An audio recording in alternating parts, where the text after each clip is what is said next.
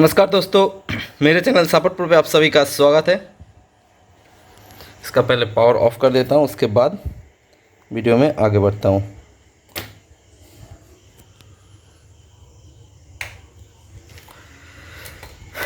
Guys, ये एक 4 generation motherboard, sorry 4 generation नहीं, उसके आगे 7 जनरेशन शायद से, ठीक है, मदरबोर्ड है जिसका मुझे इसका जनरेशन पता नहीं है, अभी याद भी मतलब दिमाग में भी नहीं है, वही गलती हो गया तो माफ़ कर देना। तो गाइस, इसका मॉडल नंबर है गीगाबाइट GA Z170M D3H और इसका रैम है 1.0, ठीक है। तो गाइस, इसका ये बोर्ड मैंने आज रिपेयर किया और इसका क्या प्रॉब्लम था और कैसे शॉर्ट आउट किया वो मैं आज आपको बताने वाला हूँ, ठीक है। तो गाइस, जिस बंदे ने मेरे को ये बोर्ड दिया है वो कह रहा था कभी कभार डिस्प्ले आ रहा है, कभी कभार नहीं आ रहा है, कभी कभार लगभग 1 मिनट के बाद डिस्प्ले दे रहा है, कभी कभार डिस्प्ले नहीं दे रहा है, कभी कभार ऐसा हो रहा था 7-8 दिन से पहले चलते चलते अपने आप बंद हो रहा, मतलब बंद हो जा रहा था, वगैरह वगैरह इस टाइप का प्रॉब्लम मुझे बताया था। तो गाइस, इस बोर्ड में मतलब ये जो बोर्ड है, ये बोर्ड जब मेरे पास आया तब इसका मतलब कुछ और ही क्या बोलते हैं प्रॉब्लम मैंने देखा। जब मैंने बोर्ड को पावर ऑन किया तो मेरे पास आते ही बोर्ड सडनली पावर ऑन हो गया और इस पे ना ये डिबग कट काम नहीं कर रहा है, मतलब कोड नहीं दे रहा है, जिसके कारण मैंने स्पीकर यहाँ पे लगा दिया, ठीक है। तो मेरे पास आने के बाद मैंने जब देखा यहाँ पे तो कोड नहीं है, स्पीकर लगाने के बाद बोर्ड लगभग 1 या 1.5 मिनट तक चला, उसके बाद स्टार्ट हुआ, मतलब डिस्प्ले आया ये वाला बोर्ड। और उसके बाद क्या हो रहा था, थोड़ी देर के बाद बंद होके पिक पिक पिक पिक करके जो बीप होता है ना वो स्टार्ट हो गया, मतलब बंद होके जब स्टार्ट हुआ था वो सिग्नल देने लगा। तो जाहिर सी बात है गाइज, जिस कस्टमर के पास ये बोर्ड था तो उस कस्टमर को पता नहीं था कि मतलब बीप देने का मतलब जो बीप होता है ना उसका कारण क्या होता है, तो इसीलिए उस कस्टमर ने मतलब उस कस्टमर को पता नहीं चला।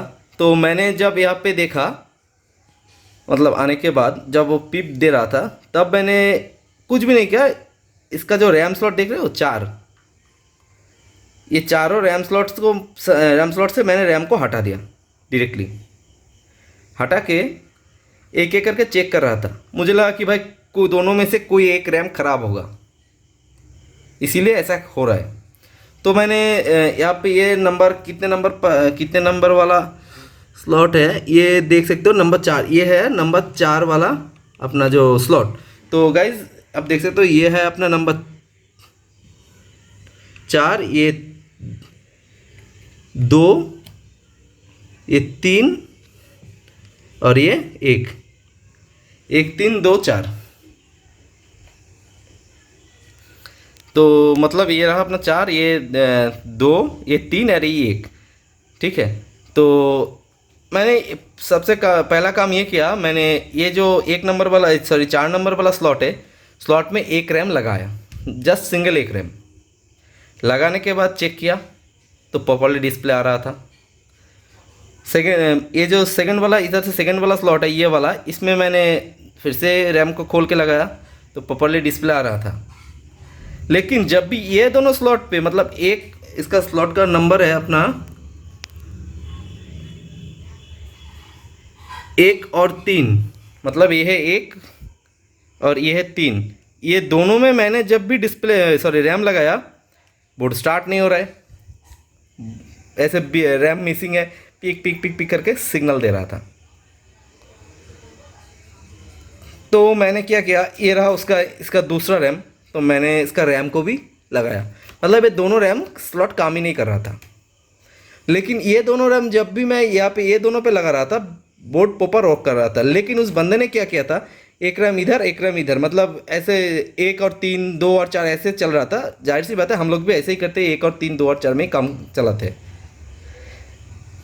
तो मैंने जो देखा सबसे पहले क्या किया मैंने इसका जो बायोस है ना, बायोस को मैंने फ्लैश किया था, मेन बायोस को। ये है इसका मेन बायोस, मैंने फ्लैश करके नया लगाया था। तो ऑफिशियल वेबसाइट से डाउनलोड किया था एकदम लेटेस्ट वाला, उससे तो बोर्ड ऑन ही नहीं हुआ, ऊपर से रीसेट वाला प्रॉब्लम आ गया। मेरे पास पुराना वाला बायोस का बैकअप था, मैंने कुछ भी नहीं किया, उसे लोड भी नहीं किया, ठीक है। और जो उसका जो सेकेंडरी बायोस है बैकअप वाला, तो इसको मैंने मेन पे लगा दिया सीधा, और मेन जो था उसको मैंने बैकअप पे लगा दिया, जो बहुत सारे बंदे लोग ऐसे करते हैं। तो ऐसा करने के बाद मुझे लगा कि अगर बायोस से अगर ये प्रॉब्लम आता है तो ये दोनों काम करना स्टार्ट कर देगा। तो गाइज एक बात मैं बता दूं, 61 में बहुत सारे बंदों ने मेरे को व्हाट्सएप पे, और सॉरी व्हाट्सएप नहीं, मेरे यूट्यूब पे कमेंट कर रखा है कि भाई मेरा एक रैम स्लॉट काम कर रहा है, दूसरा काम नहीं कर रहा है। गाइज वो लोग अगर मेरा वीडियो देख रहे हो तो मैं जो बता रहा हूँ वो ध्यान से सुनना, ये प्रॉब्लम क्यों आता है और कैसे आता है। तो गाइज ये बैकअप बायोस को मैंने मेन बायोस पे लगाने के बाद भी डिस्प्ले नहीं आया था। तो मैंने क्या किया, इसके जो प्रोसेसर है, प्रोसेसर को मैंने निकाला, ठीक है। प्रोसेसर को निकालने के बाद प्रोसेसर को मैं थिनर से अच्छे से साफ किया, और प्रोसेसर को पिन पे भी ऐसे उंगली में थोड़ा थोड़ा कर थिनरली ऐसे ऐसे ऐसे करके हल्के से, मतलब पिन टूट ना जाए या ऐसा बैंड ना हो जाए, ऐसे ध्यान में रखते हुए मैंने साफ किया और फिटिंग किया। फिटिंग करने के बाद बिना सीपीयू फैन के, ध्यान से सुनना गाइस, ये इंपॉर्टेंट बात है, बिना सीपीयू फैन के ये रैम स्लॉट दोनों ही काम कर रहा था, लेकिन सीपीयू फैन लगाते ही ये काम करना बंद कर रहा था।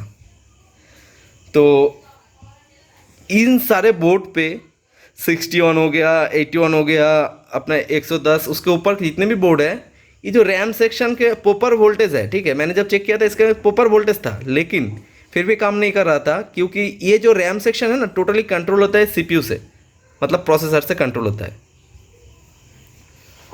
तो या तो इसका प्रोसेसर इनबिल्ट, मतलब प्रोसेसर के अंदर में कुछ खराबी है, या फिर प्रोसेसर की जो सॉकेट है उसके नीचे इसका जो कनेक्शन जहाँ पे जाता है ये ड्राइसोल हो गया है, या फिर जंग लग गया है, जिसके कारण क्या है ना, ये रैम स्लॉट काम नहीं कर रहा था।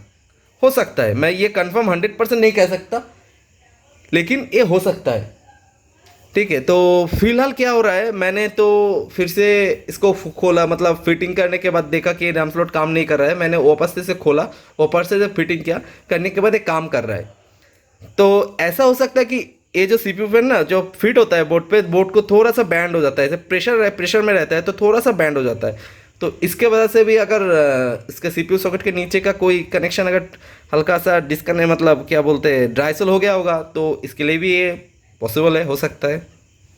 और प्रोसेसर में अंदर में अगर कुछ प्रॉब्लम होता है तो भी ऐसा होता है, लेकिन फिलहाल ये चल रहा है, पता नहीं अभी जब स्टार्ट करूँगे चलेगी भी नहीं। ये था इसका बोर्ड का सिर्फ प्रॉब्लम, बोर्ड में कुछ भी हाथापाई मैंने किया नहीं है, सिर्फ बायोस को सेकेंडरी को फास्ट पे लगाया, क्योंकि ऑफिशियल वेबसाइट का बायोस चल नहीं रहा था, और बैकअप था, मुझे दोबारा फ्लैश करने में अच्छा नहीं लग रहा था, टाइम जा रहा था, इसीलिए मैंने सीधा बैकअप को लगा दिया बायोस मेन पे। उसके बाद जाके तो एक काम कर रहा था, मतलब कम कर रहा है। तो पता नहीं ये अभी ये नंबर 3 वाला जो स्लॉट है ये अभी काम करेगा कि नहीं स्टार्ट करने के टाइम, क्योंकि मैंने लास्ट जब रखा था ये काम कर रहा था। चलो एक बार देख लेता हूँ।